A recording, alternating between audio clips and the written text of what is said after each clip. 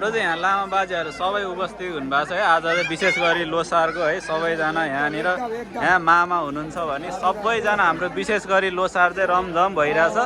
लगभग यहाँ पार्टी सार्टी सबै खुवाएर भ्याइसक्यो गाइजहरू है सबैजनालाई। अब पुग्ने नपुग्ने भने आफ्नो ठाउँमा छ सबैजनालाई।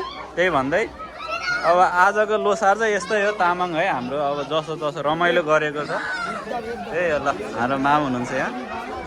त्यही भन्दै सबैजनालाई हजुर हुन्छ माम हुन्छ माम ल